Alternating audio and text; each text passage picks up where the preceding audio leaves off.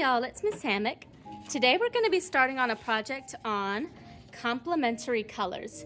These are colors that you'll find on opposite sides of the color wheel. For example, red and green are found on opposite sides of the color wheel. Orange and blue are found on opposite sides of the color wheel. And yellow and purple are also found on opposite sides of the color wheel. If I take these and mix them together, I would get a neutral color. If you mix purple and yellow together, this will give you a grayish brown. Same goes for orange and brown. Pardon me, orange and blue will give you a brown. Little blue, little orange,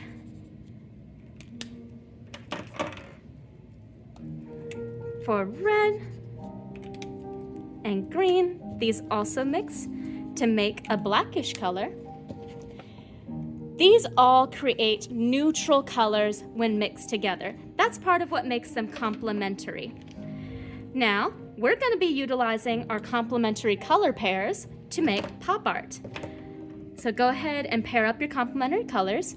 This will be orange and blue, red and green, purple and yellow.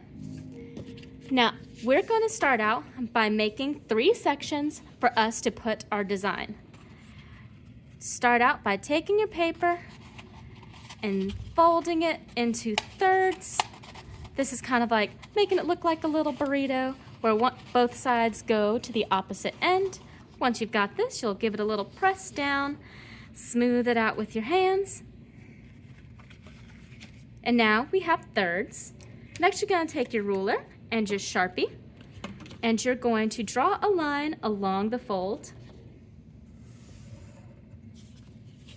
for both folds. This way we can clearly see where one picture starts and the other one ends.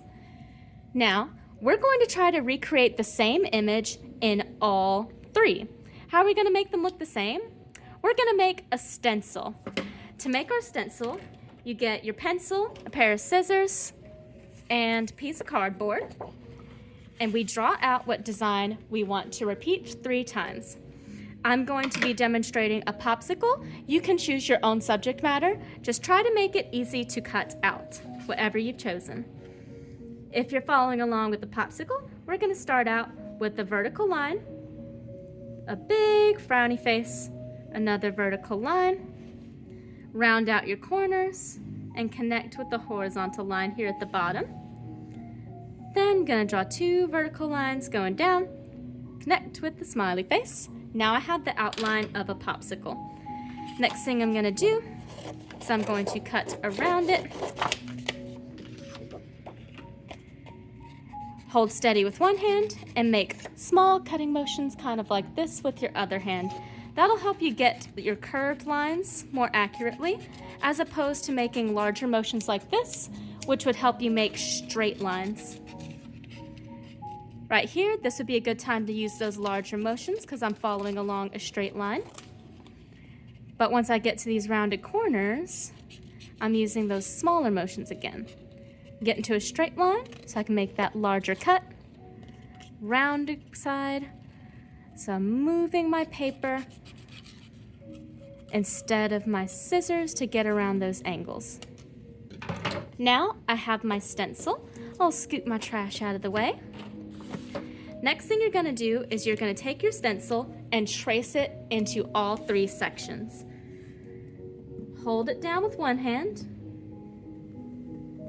and trace with your dominant hand. Make sure that your finger is holding it down close to wherever you're tracing. This way, your stencil doesn't have as much chance of moving while you're drawing. Got 1. Now I need 2 more.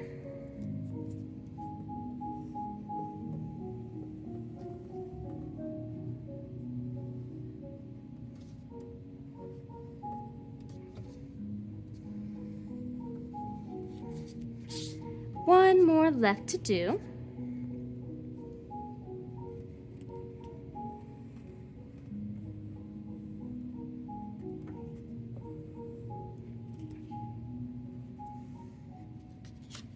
Now, I have my 3 popsicle outlines. Now that I have them in pencil, I'm going to go over them with marker.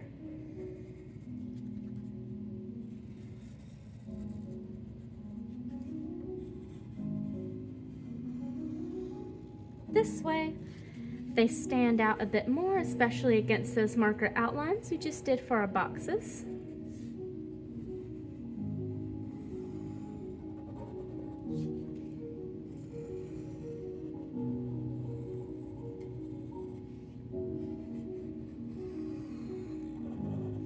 Now, just gonna close out my popsicles there at the bottom and do a bit of shading on the inside.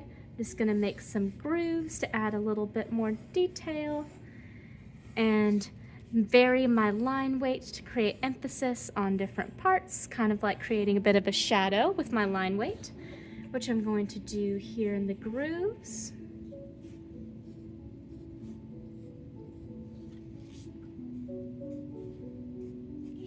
Again at the bottom of my popsicle.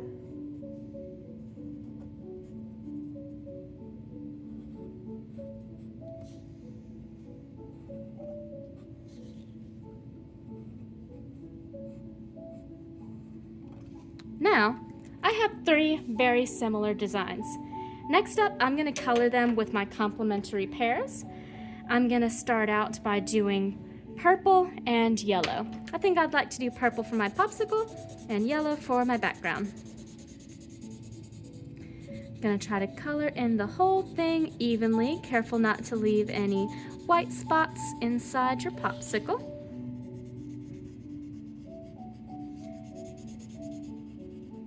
And making bigger motions when covering larger areas, smaller motions when going around those outlines.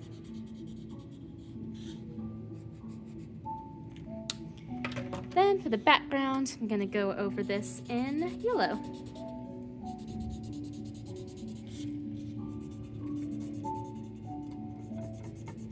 Because purple and yellow are a complementary pair. They help create contrast between one another, which helps them stand out well together.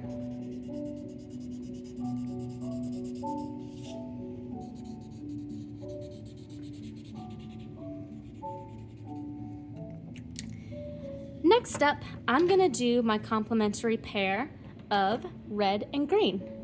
I'm going to color the inside of my popsicle with red, making those larger motions to cover larger areas and smaller motions to get into those outlines. Try not to color outside the lines, because if we color outside the lines, then we'll end up mixing our colors and getting a neutral color, and that is not a color that pops very well. Now going into the background with red's complementary color, which is green.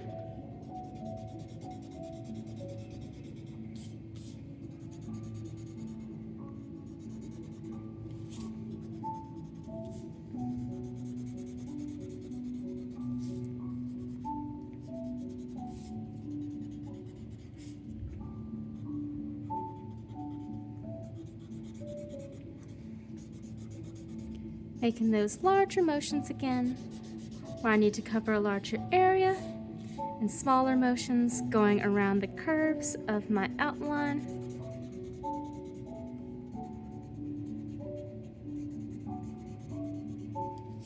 Lastly, we need our final complementary pair for today, blue and orange.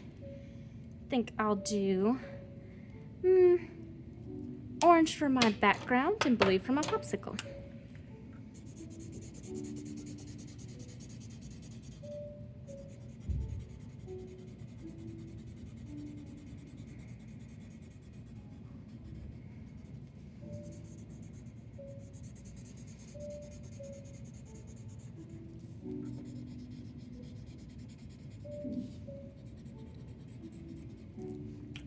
For my background color, I'll be needing blue's complementary color, which is orange.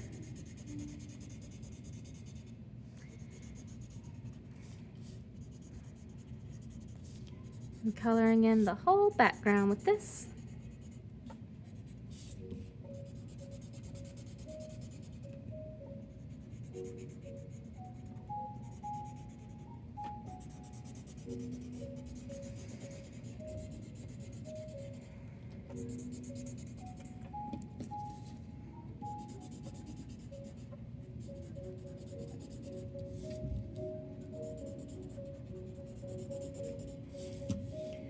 Now I have my complementary pairs. The last step is a stylistic choice.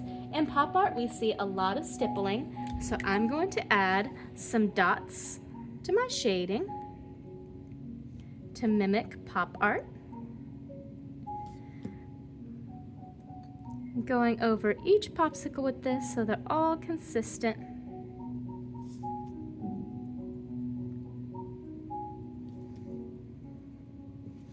And adding a bit of stippling to the corners.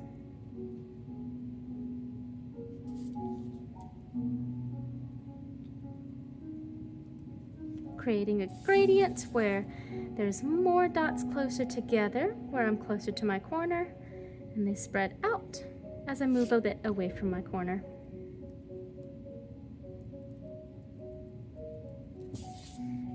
Now, I have my pop art with complementary colors. See y'all next art class.